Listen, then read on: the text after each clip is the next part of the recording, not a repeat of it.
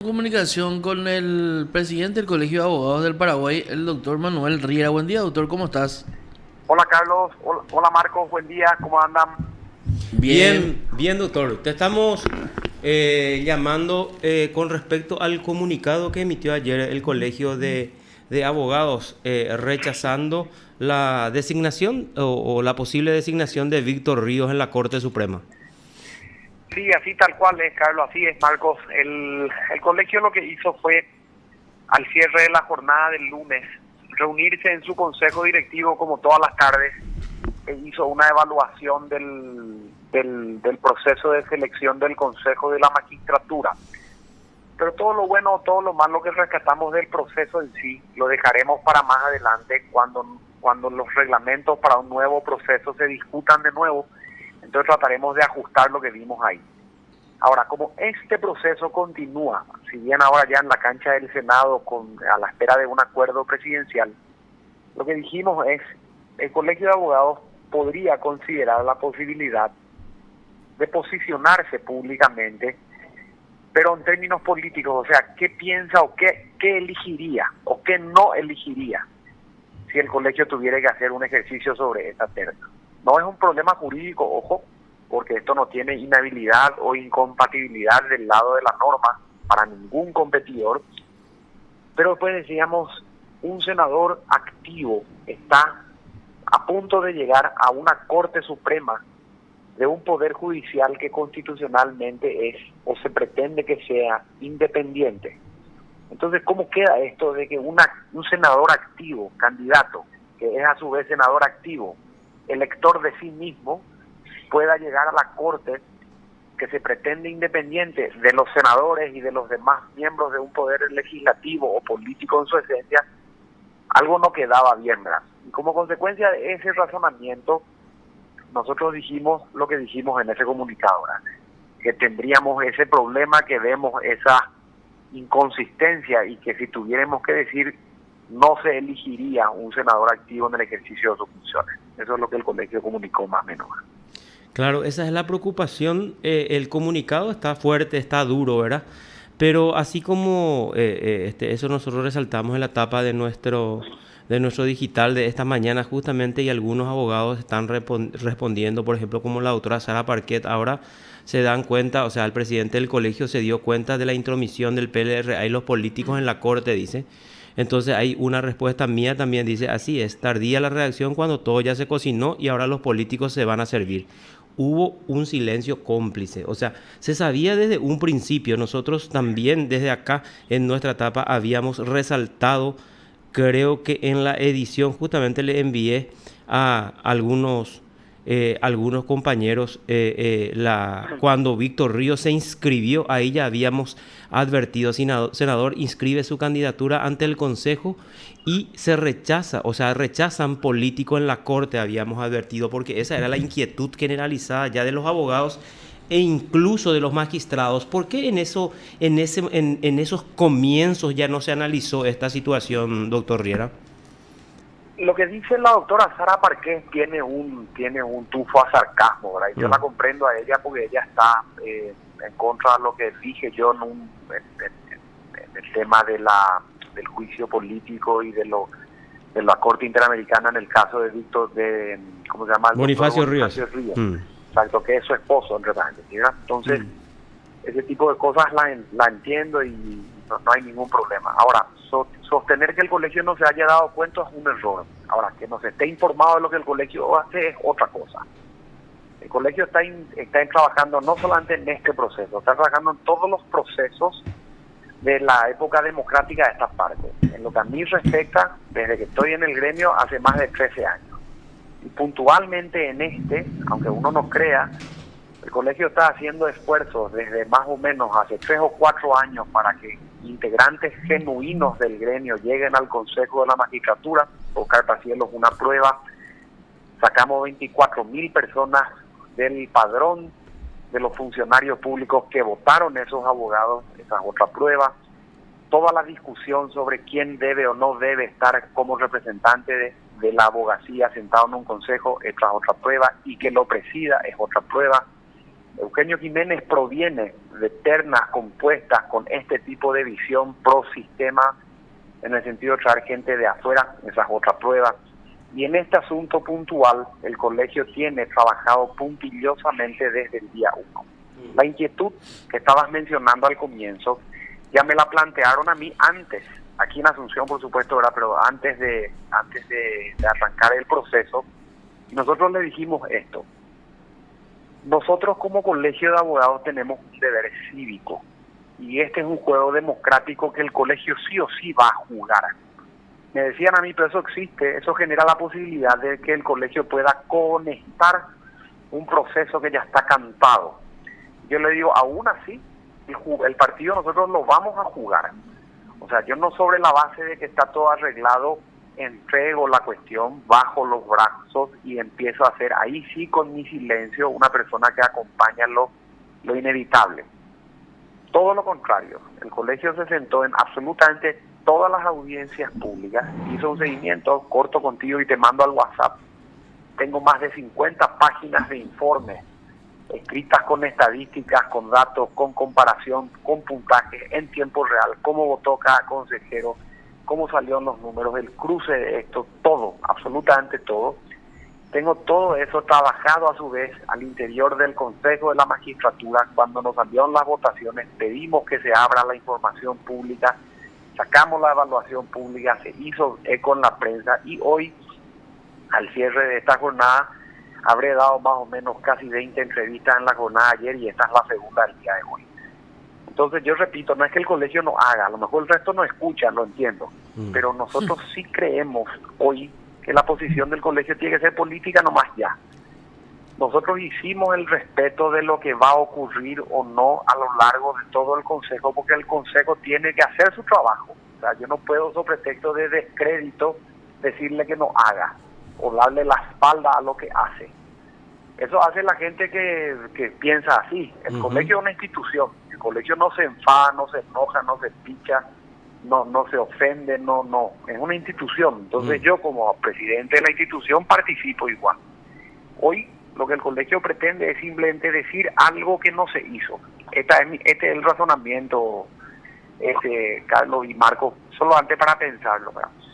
Claro. El reglamento del Consejo de la Magistratura decía que terminadas todas sus etapas, que es un 100%, le permite a los candidatos a llegar a 70 y todo aquel que supere 70 automáticamente es ternable. Los 20 iniciales, menos las 2 personas que se retiraron, dejaron 18 y esos 18 llegaron 11 por encima del 70%. Quiere decir que en abstracto 11 personas tenían la mismísima posibilidad de ser ternados por el Consejo de la Magistratura, ¿correcto? Sí. Si eso fue así, uno cuando mira la sesión, y nosotros seguimos la sesión durante 6 horas de seguido, transmitiendo, explicando, contando, computando, escuchamos todas las razones de cada uno de los miembros del Consejo diciendo por qué 3 personas deberían ser los ternados, según cada uno. Y después nosotros dijimos, ¿y por qué no se explicó por qué no los 8 demás? Así mismo. ¿Entendés? Porque todos tenían la misma chance. Entonces, si yo le digo, mira, yo creo que Marco es un gran tipo, yo creo que Manuel es un gran tipo, yo creo que Carlos es un gran tipo, todo el resto es un gran tipo también porque estaba por encima del 70. O sea, ¿qué hace que el resto no sea un gran tipo? Fíjate que en el caso del senador, los méritos académicos estuvieron en las grandes cosas que se pusieron a su favor. Todo el resto tiene méritos académicos, ¿eh? O sea, se habló de valentía por presentarse y los otros se presentaron también, o no son valientes. O sea, por donde le mires, todos tenían virtudes similares. ¿Por qué no se explicó lo que se dejó de elegir? Es un tema que nos quedó, que nos propusimos decir, mira, podríamos plantear esto como una idea nueva en el debate público, y hay tiempo de hecho, porque el Senado es un lindo lugar, o sea, parlamento por esencia, en que podrían decirse esas cosas, ¿verdad? Y el colegio salió a decir eso, a ser disonante y plantear lo que no se debería elegir, que no significa que hay que elegirle o a Alma o a Gustavo, sino que lo que no se debería elegir. Esa es la idea, ¿verdad? Claro, ahora, En ese momento, cuando se hablaba tanto ya de lo de Víctor Ríos, cuando hubo esa declaración, creo que del senador Richard, unos días antes de esa sesión en la que se conformó la terna, hubiera sido bastante interesante un tipo de comunicado o haciendo por lo menos un llamado a los representantes de los abogados, que en este caso uno no le votó a ningún abogado, por cierto, ¿verdad? Que es el doctor Jorge Bogarín, abogado pasillero, digamos, o en ejercicio de la profesión, optó por votarle a un senador y a dos camaristas. Así mismo es como decís, pero el colegio no funciona. Sí. Yo no puedo estar sacando un comunicado cada vez que alguien dice algo en Twitter. Uh-huh. Ese es el problema con el colegio, ¿verdad? El colegio trata de hacer un trabajo serio, de reunirse semanalmente, de deliberar y de conceder a partir de esa deliberación una opinión consecuencia del voto mayoritario de lo que se deliberó. Si yo estoy reaccionando a cada cosa que tuiteo, soy una persona común y corriente, yo a esa velocidad, pero en términos de colegio no lo puedo hacer. Uh-huh. Y no lo puedo hacer porque además no sumo nada. Sería, hasta te diría, un exceso de información que el colegio esté diciendo cada tanto por la vía de los comunicados. Ahora, nosotros lo decimos en cada una de las entrevistas que la gente nos concede.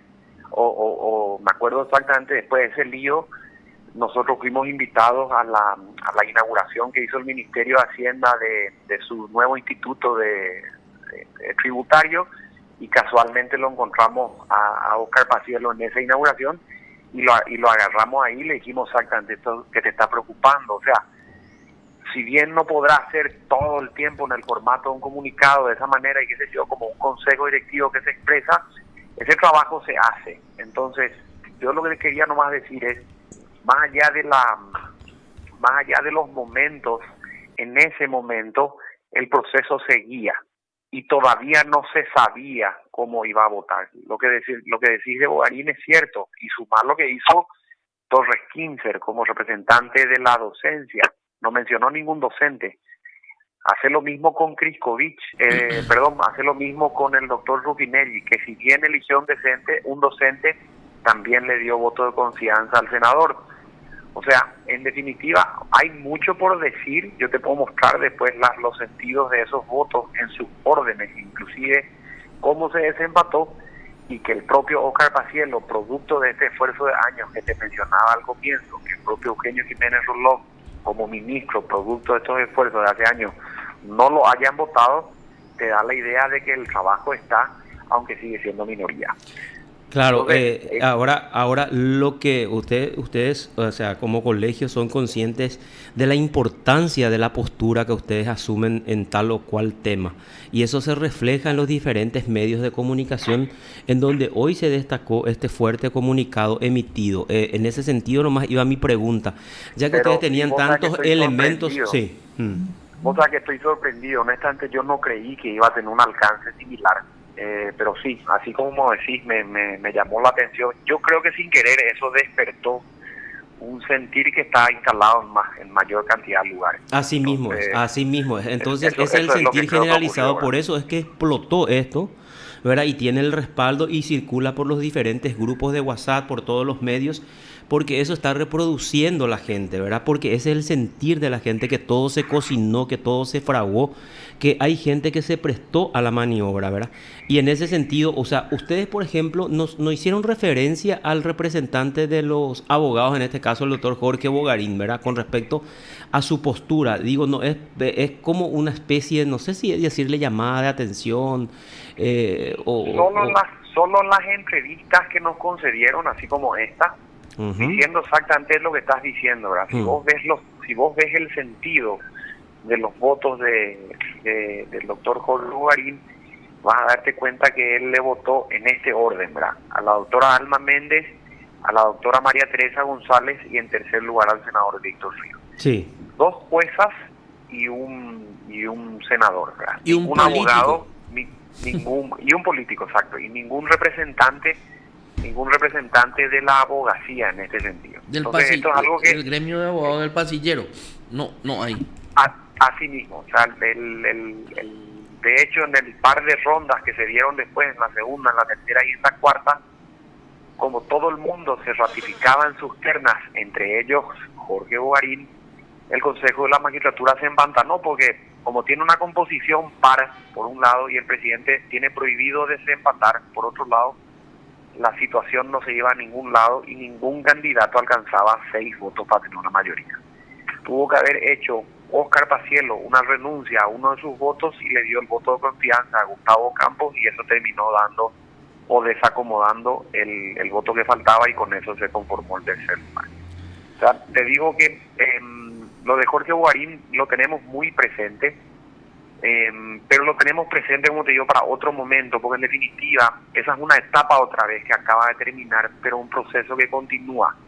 Uh-huh. Entonces, en razones de oportunidad, esto creo que va a ser algo que se va a decir, no solo en un contexto de un consejo que va a llamar nuevos llamados, el doctor Fretes en breve va a llevar a la mayoría de edad, llegan temas importantes como la Fiscalía General del Estado en su momento, habrá que ver, bueno, no sé si el colegio va a entrar o no, después está el asunto del Tribunal Supremo de Justicia Electoral, cosas por el estilo, y después vendrán las elecciones, ¿verdad? Porque el Consejo también de la Magistratura se va a renovar. Entonces estas cosas hay que recordar dentro de 2 años. ¿Qué es lo que podemos hacer? ¿Qué es lo que podemos hacer hasta, o sea, para cuando de 2 años, dentro de 2 años yo creo que ya nos vamos a olvidar todo lo de esto que pasó, ¿verdad? Y qué es lo que podemos hacer, qué es lo que el ciudadano, así el colegio y otros grupos organizados puede hacer para que no nos estafen así de esta forma, para que no nos engañen, para que no nos mientan como siempre nos vienen mintiendo. No solamente me refiero al Consejo de la Magistratura, me refiero también al jurado de enjuiciamiento, me refiero al Poder Judicial, me refiero al Ministerio Público. Entonces, en general, ¿qué es lo que podemos hacer, doctor, que vos conoces esta materia, estás en ese mundo, al igual que nosotros, y que de una u otra forma nos sentimos estafados cuando se hace un proceso, digamos, simulado y al final se cocina una terna en donde ya hay nombre seguro para ocupar la corte? Mira, yo te pido lo siguiente, Carlos, te pido lo siguiente, Marco. Agarren mi celular, mándenme un mensaje, yo voy a guardar los suyos de paso. Le voy a pasar a Juan Manuel, que es el que tengo ahora mismo, todo el trabajo que hizo el Colegio de Abogados para tener todo esto que estás diciendo en tus manos los siguientes 2 años guardados. Uh-huh. Si hay algo que fortalece realmente el trabajo de este colegio o de otro colegio que hace lo mismo o mejor que nosotros su papel, es trabajar institucionalmente. Yo en esto no estoy solo, honestamente te lo digo. Uh-huh. Yo tengo detrás un consejo directivo donde tengo 12 o 13 personas constantemente ayudándome a estar presente en entrevistas, en las audiencias públicas, en la redacción de los informes, en la publicación de redes, en el trabajo del comunicado, en todo, ¿verdad? Porque si no, no se da abasto. O sea, para que yo no me olvide, no, y no te digo no me olvide, no me canse de aquí a los siguientes eventos que puedan darse, yo necesito un equipo. Si los abogados se sienten de alguna u otra manera abandonados en o digamos sometidos a una realidad que no pueden cambiar, hay que agremiarse, es la única respuesta real que te la puedo dar. A lo mejor a nuestro colegio no, si es que no lo quieren hacer, no hay ningún problema, pueden agremiarse a otros colegios que siendo gremios locales pueden hablar desde sus localidades, con sus problemas locales, con el nuestro, y yo te gestiono en Asunción las soluciones para tus localidades según vos, que es lo que hago con 25 gremios en otras ciudades del país, sin problema. Entonces, yo creo que ese es el único esfuerzo real que va a ayudar a que las cuestiones se vayan acomodando mejor. Y este informe del que te hablo, les mando después por mensajito, porque es la única manera de tener dentro de 2 años, esté o no esté yo, esté o no esté mi consejo directivo, el colegio va a estar todavía. El año que viene cumple 80 años, imagínate. Entonces, y sus archivos van a estar ahí, y sus informes van a estar ahí. Todo esto va a estar publicado en la web siempre, sin problema, para que la gente justamente no se olvide de estos temas. Correcto. Doctor Riera, muy amable como siempre, que tenga una excelente jornada. Buen día. No, a ustedes, señores, gracias por el llamado, les mando un abrazo grande. Otro abrazo, gracias. Te informó PDS Radio TV Digital. El doctor Manuel Riera, presidente del Colegio de Abogados del Paraguay. Pacielo, gremio de abogados, abogado, juez. Perdón, Pacielo.